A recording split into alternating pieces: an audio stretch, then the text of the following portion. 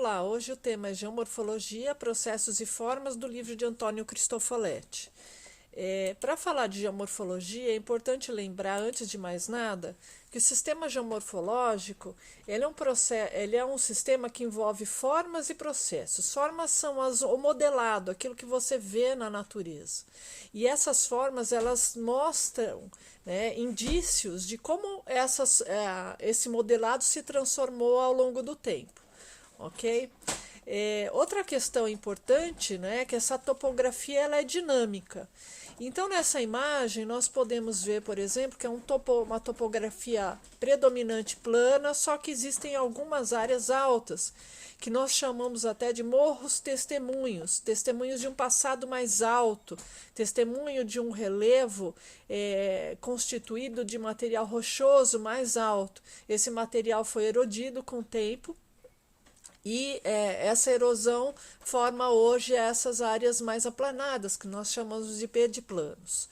Ok? A ideia é entender por que houve essa erosão, né? Como é que essa paisagem foi construída nos dias de hoje, né? E como que ela vai evoluir no futuro.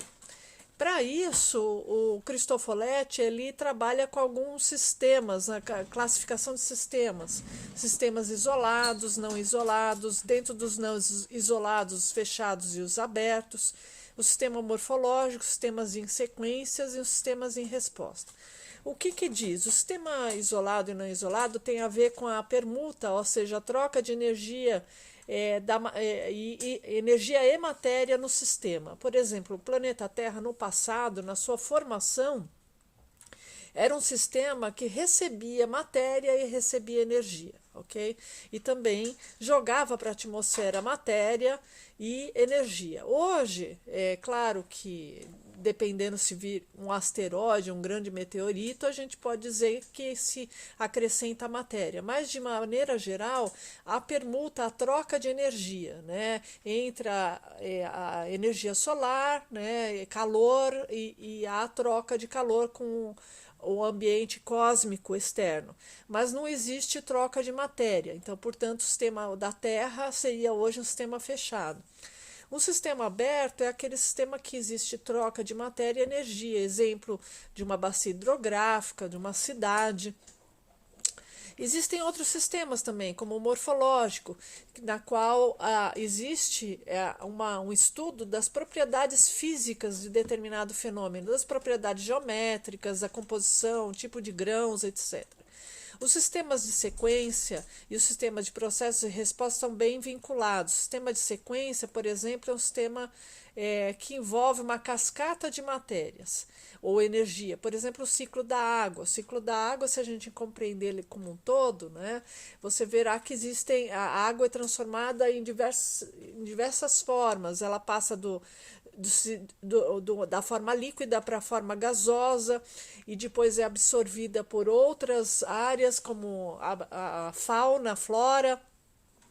A flora, por exemplo, ela percola o sistema da planta, vai para as raízes, entra no sistema de solo. Enfim, esse sistema em sequência envolve também o risco de haver uma transformação em determinada etapa desse sistema. E acontece que para cada alteração nessa etapa vai ocorrer uma alteração nas etapas seguintes. Por exemplo, se a gente desmata uma área importante no sistema de resposta, vai haver um processo de aquecimento, um processo de transformação da distribuição dessa água em determinada região. Exemplo, por exemplo, da floresta amazônica. Se você retira a floresta, essa área vai se tornar uma área mais seca e vai implicar em uma outra transformação no sistema de resposta a jusante. Bom, aqui existem outras correlações de geomorfologia, né? São 3 perfis analisados e a ideia é correlacionar os estratos desse perfil, de cada um desse perfil, as camadas. Existem outros métodos, o geométrico, né, para ver as formas que que envolvem, né, essas etapas, o método sedimentológico para ver o tipo de solo envolvido, aqui a ideia dos tamanhos de grãos, as formas dos grãos, só um exemplo. É importante lembrar que a geomorfologia, a palavra significa estudo das formas da Terra, e esses estudos, na verdade, envolvem uma transdisciplinaridade e uma interdisciplinaridade. A geomorfologia ela é formada por partes da geografia, ou seja, a biogeografia, a climatologia, até as ações antrópicas relacionadas com a transformação do meio, e a geologia também, que vai interferir na parte estrutural, né, do modelado. Então, além disso, a gente também leva em consideração as diversas escalas. Então, desde a escala planetária até a escala local, interferem na análise geomorfológica. Então, se você pegar, por exemplo, a análise continental, qual é a formação, né? Qual que é o direcionamento, por exemplo, de uma cadeia de montanhas a nível do Himalaia, por exemplo, ela é uma cadeia que se forma latitudinalmente, né? Ao contrário dos Andes, que tem uma formação longitudinal. Que interessa isso, saber? Interessa porque o sistema de monções, né, que é o sistema climático que interfere muito nessa região, vai ser bloqueado aqui pelo sistema latitudinal, vai formar uma área mais úmida na área litorânea, ao contrário da área interiorana, vai se transformar o modelado de maneira diferente. Então, a análise continental, a análise local também é importante, né? No local a gente pode perceber as formas, como elas se constituem, né? O tempo, por exemplo, de erosão de determinada área. Ao analisar um modelado mais aplanado, é possível verificar que esse modelado é mais antigo, ele sofreu um maior período, maior tempo de erosão, de intempéries, né, do que um modelado mais pontiagudo. Né? Então, um modelado mais pontiagudo, mais alto, é um modelado mais jovem. A outra questão é a questão das cidades, né? A intervenção humana, como ela acelera o processo de transformação. Tá? Então, o sistema geomorfológico ela seria composto do sistema climático, do sistema biogeográfico, geológico, antrópico, e os próprios sistemas por si só têm várias diferenças. A água, por exemplo, é formada na forma sólida, na líquida, gasosa. Em cada uma dessas formas, ela vai interferir na transformação do modelado em determinada forma.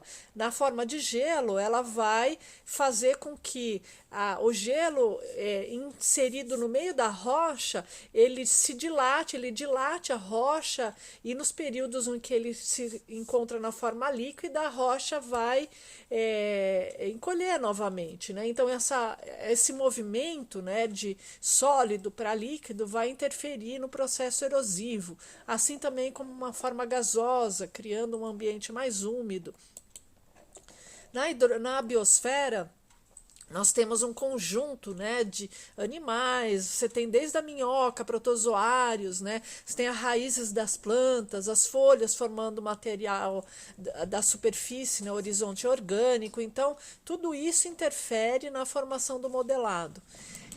Do ponto de vista da geosfera, a gente sabe que todas as formas que se encontram no centro da Terra, elas interferem no modelado do ponto de vista da morfoestrutura, né? Então, o manto, a forma líquida do magma, né?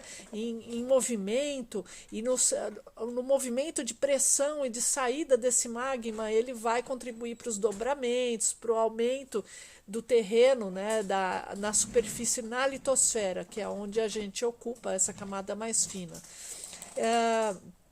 A atmosfera também, as camadas atmosféricas, né, contribuem aí não só para a existência da vida, mas também para o sistema de erosão, né, os sistemas que estão na atmosfera. Enfim, segundo Penteado, né, a geomorfologia é uma ciência que se ocupa das formas que a Terra possui, estuda a gênese, a origem e como ela evolui. Enfim, a gênese está ligada à morfoestrutura, que eu falei, né, da origem da Terra, de como é que se formam aí a área de elevação da Terra, por exemplo, os agentes que estão envolvidos nisso, que estão relacionados com a dinâmica interna, né, com a dinâmica de placas, os vulcanismos, falhamentos, e a dinâmica externa, a teoria, né, da deriva continental, ainda em relação à dinâmica interna, e a dinâmica da morfoescultura, a dinâmica externa, que está relacionado aos fenômenos que atuam na superfície, né, a chuva, o vento, né, e como isso interfere na esculturação, na erosão do modelado.